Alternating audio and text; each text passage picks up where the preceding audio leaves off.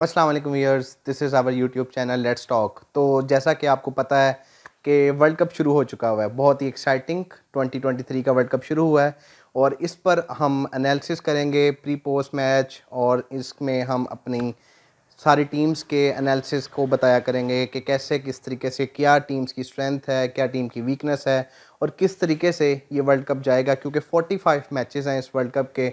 और आज जैसा कि आप देख सकते हैं कि पहला मैच इंग्लैंड और न्यूजीलैंड का हुआ है, जो कि बहुत ही अच्छा मैच हुआ है। और देखा जाए कि इस मैच का हम अभी इस वीडियो के अंदर हम आपको इस मैच में बताएंगे कि न्यूजीलैंड की क्या स्ट्रेंथ थी, इंग्लैंड की क्या स्ट्रेंथ थी और ये मैच किस तरीके से न्यूजीलैंड लेकर चला गया इंग्लैंड के हाथों से, जो कि इंग्लैंड इतनी एग्रेसिव टीम थी। इसमें मैं हूं आपका होस्ट मोहम्मद हबीब मुबशर और मेरे साथ हैं मुदस्सर अशरफ। जी मुदस्सर साहब, आप कंटिन्यू करें, आप बताइए। सलामुअलैकुम व्यूअर्स, मेरा नाम मुदस्सिर अशरफ है और जैसे कि मेरे एक फेलो ने बताया है आपको कि हम वर्ल्ड कप के बारे में यहाँ पे डिस्कशन करेंगे, जिसमें हम प्री मैच और पोस्ट मैच के बारे में डिस्कशन करेंगे। जैसा कि आज पहला मैच था न्यूजीलैंड का और इंग्लैंड का, जो कि लास्ट टाइम की फाइनलिस्ट टीम्स थी, उन्होंने आज बड़ा अच्छा मुकाबला किया है। लेकिन स्ट्रॉन्गेस्ट टीम जो उस दिन अच्छा खेलेगी वही भी नहीं करेगी, जैसा कि न्यूजीलैंड ने आसानी से ये मैच जीत लिया। आज हम इसके ऊपर बात करेंगे कि वो क्या चीज़ थी जिसकी वजह से इंग्लैंड, जो कि हॉट फेवरेट टीम है, वो इतनी आसानी से वन साइडेड मैच न्यूजीलैंड से हार गई। इसके बारे में हम डिस्कशन करेंगे। मैं हबीब से बात पूछूंगा कि आपको इंग्लैंड की कौन सी ऐसी चीज़ लगी जिसकी वजह से इंग्लैंड जो है इतनी अच्छी टीम होके भी वन साइडेड मैच हार गई। देखिए मुझे सर, अगर हम देखा जाए ना, तो सबसे पहले ऑन पेज अगर हम दोनों टीमों को कंपेयर करते हैं तो दोनों टीम की जो बैटिंग लाइन थी वो दोनों की स्ट्रेंथ बहुत ज़्यादा थी। लेकिन एक चीज़ थी, आप देखें कि 8 नंबर तक एक प्रॉपर बैट्समैन जो है वो चल रहा है। तो उसके बाद अगर देखें तो बॉलिंग भी दोनों की बहुत स्ट्रॉन्ग थी, लेकिन एक फैक्टर जो न्यूजीलैंड के पास था वो उनके पास जो बॉलर थे वो ज़्यादा एक्सपीरियंस थे। उनकी बॉलिंग लाइन जो थी वो एक्सपीरियंस थी इंग्लैंड से। उनके पास ट्रेंट बोल्ट था, उनके पास फर्गुसन था और हालांकि साउथी जो था वो आज यहाँ रेस्ट पे कर मैं रहे आपकी थे। थोड़ी सी बात को काटूंगा। मेरे ख्याल में जो न्यूजीलैंड थी, उन्होंने जो स्पिन कंडीशंस है, जो कि आपको पता है सब कॉन्टिनेंट में बड़ी बेहतरीन होती हैं, जो जिसके स्पिनर्स अच्छे होंगे वो टीम हमेशा डोमिनेट करती है। तो आपको लगता नहीं है कि इंग्लैंड ने अपने स्पिनर्स को ज़्यादा यूटिलाइज़ नहीं किया? जैसे कि उनके सिर्फ एक मेन स्पिनर खेला आदिल रशीद और उसके बाद मोइन अली है, लेकिन वो भी इतने हेल्दी नहीं रहे। लेकिन उन्होंने अपने ज़्यादा फास्ट बॉलर्स के ऊपर रिलाई किया, जिसकी वजह से उनको ये शिकस्त हुई। 3 स्पिनर इंग्लैंड के पास खेल रहे थे। एक लाइम लिविंगस्टन था जिसको वो यूज़ करते रहे हैं और एक आदिल रशीद और एक मोइन अली। जैसे कि अगर हम न्यूजीलैंड को देखें तो न्यूजीलैंड के पास भी उस तरह के ही स्पिनर मौजूद थे। एक जिमी नेशम था और एक मिचेल सेंटनर था। सूदी नहीं थे खेल रहे आज। तो उनके पास दूसरा बॉलर रविंद्रा था। दोनों ही बॉलर जो थे वो लेफ्ट आर्म स्पिनर थे और जिनकी बॉल पड़ के अंदर ही आती थी। तो वो उस तरह के ही दोनों दोनों स्पिनर खेल रहे थे। हालांकि रविंद्रा ने भी बॉलिंग बहुत अच्छी नहीं की, बट एट दी एंड उनके पास जो थे चेंज ऑफ पेस करने के लिए बॉलर मौजूद थे, जिसमें ग्लेन फिलिप्स था जिन्होंने 2 आउट किए 3 ओवर्स में। तो वो उनके लिए बड़ा फ्रूटफुल साबित हुआ। जैसा कि अब आप देखें, निशम था, निशम ने विकेट नहीं ली, लेकिन ये था कि मैट हेनरी ने बॉलिंग बड़ी अच्छी की है। तो ये है कि यहाँ पे बॉलिंग उस तरीके से आपको नहीं मिलेगी कि आप कहेंगे कि हमें स्विंग मिलेगी, वो जैसे कि न्यूजीलैंड को अपनी कंडीशंस में या इंग्लैंड को अपनी कंडीशंस में मिलती थी। पेस मिलेगी, गेंद स्किट होगा। यहाँ पे आपको चेंज ऑफ पेस करनी पड़ेगी। मेरे ख्याल से तो न्यूजीलैंड ने बड़े अच्छे तरीके से अपनी चेंज ऑफ पेस की है। अच्छा, तो जैसा आपने अभी बात की ग्लेन फिलिप्स की, जो कि पार्ट टाइम बॉलर्स हैं, उन्होंने बहुत अच्छे तरीके से मिडल्स में आके ओवर्स किए हैं, जिसकी वजह से उनको 2 क्रूशल विकेट्स मिले, जिसकी वजह से इंग्लैंड जो है वो बैकफुट पे आ गया था। तो आपको नहीं लगता कि इंग्लैंड जो है वो बहुत ही ज़्यादा अग्रेसिव होकर खेल रही थी? प्रीवियस उनका रिकॉर्ड देखें तो वो ज़्यादा अग्रेसिव ही खेलती है, लेकिन यहाँ पे वो ओवर एक्साइटेड होके, ओवर अग्रेसिव होकर खेल रहे थे। आपका इसके बारे में क्या पॉइंट ऑफ व्यू है? हाँ, लेकिन उनकी अप्रोच एग्रेसिव इस वजह से है क्योंकि देखें अब, जैसे कि अगर उन्होंने अपने टेस्ट क्रिकेट को बदल के रख दिया है कि वो उसमें भी एक रन रेट 5 के रन रेट से 5.5 के 4.5 के रन रेट से खेलते हैं। इसी तरीके से अब उनकी अगर विकेट्स डाउन भी हो रही थी तो उनका जो एक रन रेट था वो 5.25 के रन रेट से वो खेल रहे हैं। उसी रन रेट से वो स्कोर कर रहे हैं। अगर देखें, अगर आप इसको आगे लेकर चलें तो इनके पास बैटिंग की इतनी डेप्थ है कि वो यहाँ तक इस चीज़ को नहीं सोचते हैं कि हमने अपने रन रेट को कम करना है। लेकिन फिर भी अगर एग्रेसिव अप्रोच अगर आजकल मॉडर्न क्रिकेट को लेकर चलती है तो ये कोई अप्रोच बुरी अप्रोच नहीं है, लेकिन इसमें यह है कि आपके 11 से 40 ओवर तक 4 फील्डर्स दायरे से बाहर हैं, तो ओवर की एक बाउंड्री लेना या ओवर में एक बाउंड्री रखना तो एक कोई बात नहीं होती है। तो ये तो आप इजीली कर सकते हो। पहले 10 ओवर्स तो वैसे पावर प्ले के हैं, तो अगर आप अग्रेसिव अप्रोच के साथ जाओगे तो आपको ये है कि आगे आपकी जो मिडल ऑर्डर है उनको भी बड़ी पॉजिटिव साइन मिलता है कि हमारा ओपनर्स जो है वो अच्छे तरीके से खेलेगा। तो ये बहुत ज़रूरी है, जिस तरह का वर्ल्ड कप है और जिस तरह के विकेट्स हैं, तो टॉस बहुत अहम रहेगा इन विकेट्स के लिए, क्योंकि शुरू में गर्मी होती है अभी भी इंडिया के अंदर। अगर आप देखें तो टॉस जीत के अगर आप अंडर लाइट्स बैटिंग करते हैं तो इंडिया में अंडर लाइट्स बैटिंग करना और टॉस टारगेट को चेस करना बहुत ईजी है। अच्छा, जो आपको पता है जैसे 2019 का वर्ल्ड कप था, ये दोनों फाइनलिस्ट टीमें थी। फाइनल में जो मैन ऑफ द मैच थे बेन स्टोक्स, उसको कितना मिस किया होगा इंग्लैंड ने आज? इंग्लैंड ने आज बहुत ज़्यादा मिस किया होगा। अगर हम देखें तो वो अभी इस वजह से रिस्क नहीं ले रहे क्योंकि वर्ल्ड कप बहुत लंबा चलने वाला है। वर्ल्ड कप ये नहीं है कि आज इंग्लैंड हारा है, ग्रुप स्टेज है, अगला मैच इंग्लैंड के लिए डू एंड डाई और इंग्लैंड वर्ल्ड कप से ही बाहर हो जाता है। ये बड़ा अच्छा टूर्नामेंट का एक सेटल डाउन किया इन्होंने इस तरीके से कि एक टीम के पास मैचेस हैं, लेकिन इस टीम में इस वर्ल्ड कप में हर टीम के लिए एक बहुत ज़रूरी चीज़ ये है कि उन्होंने अपने रन रेट को बेहतर करना है, क्योंकि अगर आप रन रेट नहीं करेंगे तो मुदस्सर आपको याद होगा कि last time Pakistan run rate की वजह से ही नहीं क्वालिफाई किया था। बिल्कुल, ये आप बात आपने बहुत अच्छी की। इंडियन जो पिचेज़ हैं वो बेसिकली बैटिंग फ्रेंडली मानी जाती हैं, तो आपको लगता है कि ये वर्ल्ड कप हाई स्कोरिंग होगा? मुझे तो लगता है यहाँ पे 500 का जो एक हिस्सा है वो बहुत जल्द कोई ना कोई टीम अचीव करेगी। आपका इसके बारे में क्या ख्याल है? हाँ जी, देखें हाँ, बैटिंग विकेट तो है। अब अगर आप और बाउंड्रीज भी छोटी हैं। बाउंड्री जो आईसीसी ने एक लिमिट सेट की हुई है कि आपने एटलीस्ट 70 मीटर तक बाउंड्री रखनी है, तो ये बहुत लंबी ज़्यादा बड़ी बाउंड्री नहीं है, जैसा कि आप इंग्लैंड में देख सकते हैं, इवन कि ऑस्ट्रेलिया में देख सकते हैं। तो ऑस्ट्रेलिया में बाउंड्रीज काफ़ी बड़ी होती हैं, इंडिया में बाउंड्रीज काफ़ी छोटी थी, जिसका डेवन कॉनवे ने बहुत अच्छी तरह उन्होंने उसका यूटिलाइज़ किया है। तो बाउंड्रीज को छोटी को भी मद्देनजर रखते हुए आप उसको कैसे आइडेंटिफाई करेंगे? देखें बाउंड्रीज तो यहाँ पे अब दोनों टीम्स के लिए वही होगी। जो एक टीम खेल रही है चाहे बैटिंग पहले कर ले चाहे बॉलिंग बाद में कर ले, बाउंड्रीज का फ़र्क तो अब 5 मीटर कम 5 मीटर ज़्यादा वो तो ठीक है, स्पिनर को उतना फ़ायदा नहीं होगा कि ठीक है चलो कैच नहीं पकड़ा जा सकता। लेकिन बात यह है कि यहाँ पे मिडल ओवर्स के अंदर अगर आप चेंज ऑफ पेस करके अपनी टीम का विकेट लेकर देते हैं कोई ना कोई बॉलर या स्पिनर, क्योंकि यहाँ पे उस तरीके से टर्न, मैं आपको पहले भी बता रहा हूँ, उतना टर्न उस तरीके से नहीं आएगा जिस तरीके से हम एक्सपेक्ट कर रहे हैं कि जी टर्न हमें उस तरीके से मिलेगा। क्योंकि यहाँ पे अगर देखा जाए तो अगर कोई स्पिनर बॉलिंग कर रहा है तो वह ज़्यादा अगर केपीआई से बॉलिंग करेगा तो उसको उतना टर्न नहीं अचीव होगा। अगर वो बॉल थोड़े से 80 79 78 जैसे कि कुलदीप और चहल बॉलिंग करते होते हैं, इस तरीके से आपको टर्न ज़्यादा मिलेगा। और अगर वैसे भी जो अहमदाबाद की जो पिच है ये बैटिंग फ्रेंडली पिच है। आईपीएल अगर आप उसको फॉलो करते हैं तो आईपीएल में भी आप देखेंगे कि अहमदाबाद में जो भी मैचेस होते हैं वो हाई स्कोरिंग होते हैं काफ़ी। तो अहमदाबाद की जो विकेट है वो काफ़ी बैटिंग फ्रेंडली मानी जाती है। और दूसरा मैं आपसे बात पूछना चाहूँगा कि जैसा कि न्यूजीलैंड की तरफ से नंबर 3 पे बैटिंग करने के लिए आए थे रविंद्रा, जिन्होंने आज बहुत अच्छा खेला, सेंचुरी उन्होंने की है और नॉट आउट रहे हैं।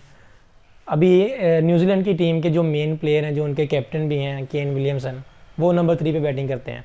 तो फ्यूचर में न्यूजीलैंड को क्या स्ट्रेटजी करनी चाहिए कि वो रविंद्रा को कि कहाँ पे यूटिलाइज़ करेंगे? देखें सबसे पहली बात, आज अगर विलियमसन नहीं खेले तो रविंद्रा ने वाकई बहुत अच्छी इनिंग खेली है।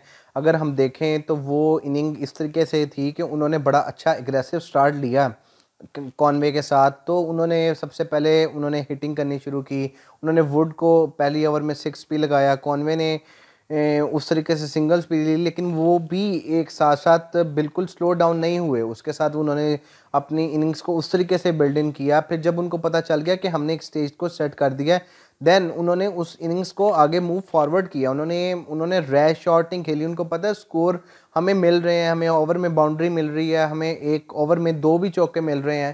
तो अगर एक ओवर में अगर 5 सिंगल्स भी लेकर भी वो ओवर गुजार रहे हैं, फिर भी कहीं ना कहीं उनको गैप मिल जाता है, गैप में से उन्होंने चौका या कहीं ना कहीं छक्का निकालने की कोशिश की।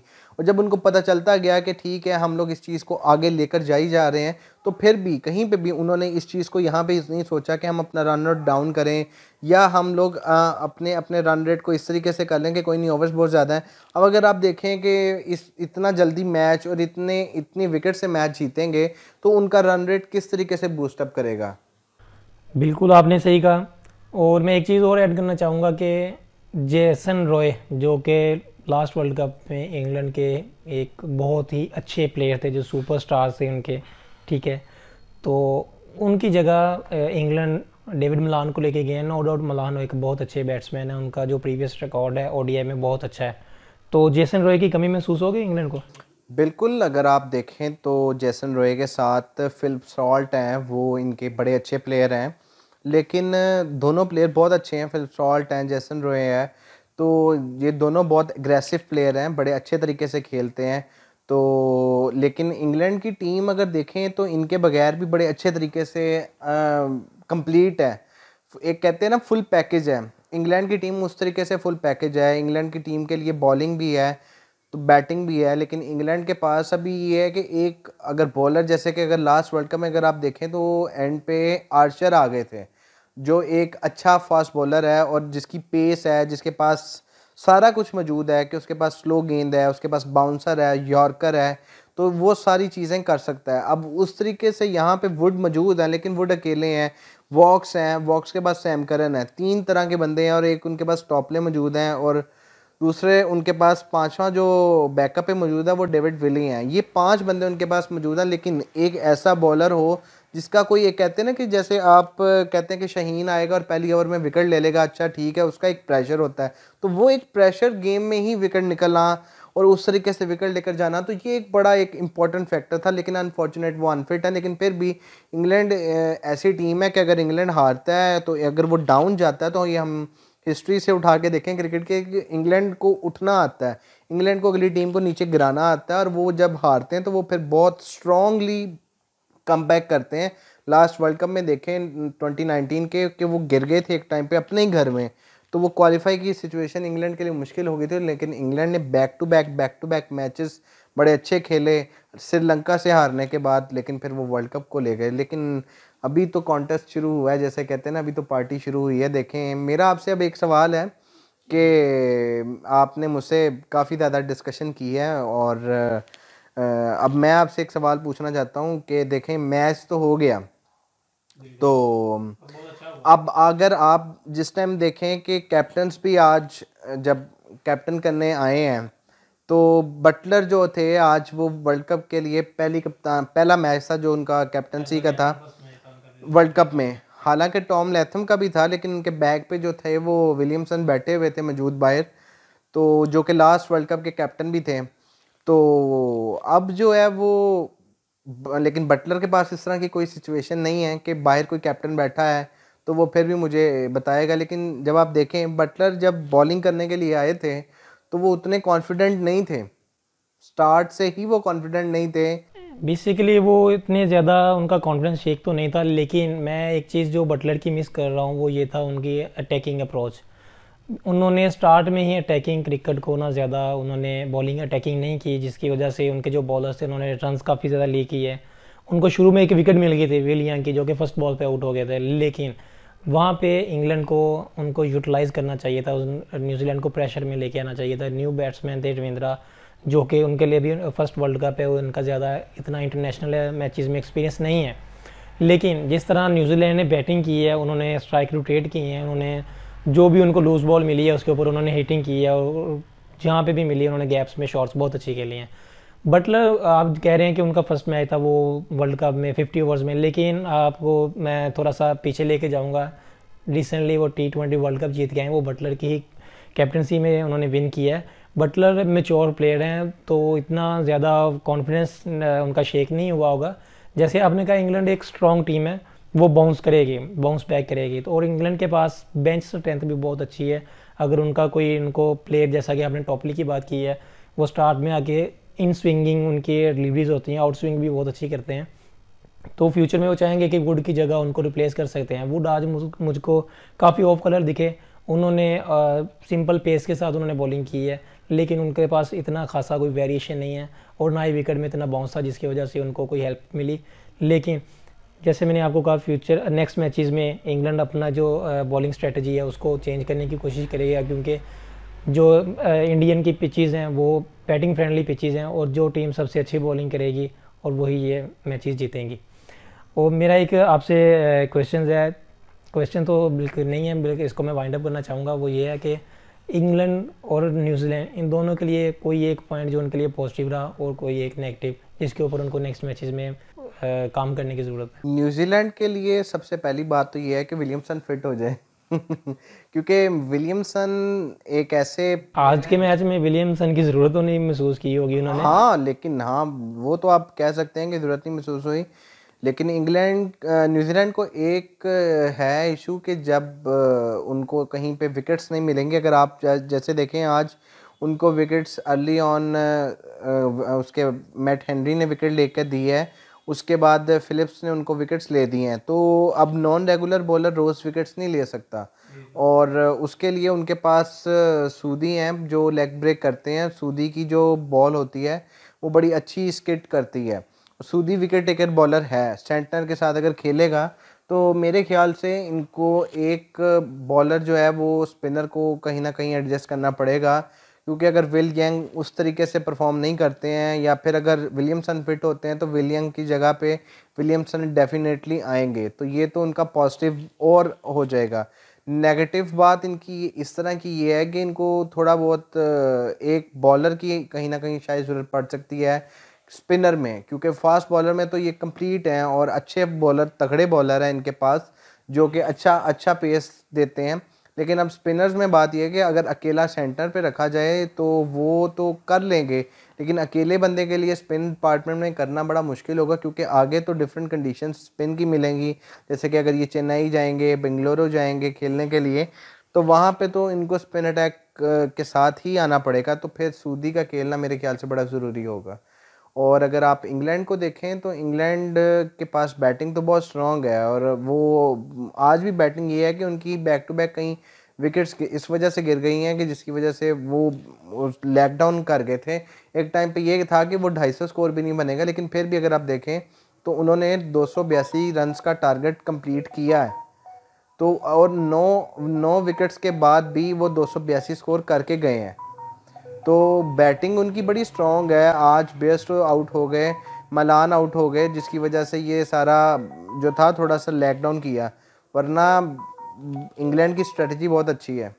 चलें, आज के लिए इतना ही हमारे व्यूवर्स के लिए। इंशाल्लाह नेक्स्ट वीडियो में किसी और टीम के मैचेस के साथ हम आपकी खिदमत में हाजिर होंगे और उसके ऊपर मैच के ऊपर तबसरा करते हुए आपको नज़र आएंगे।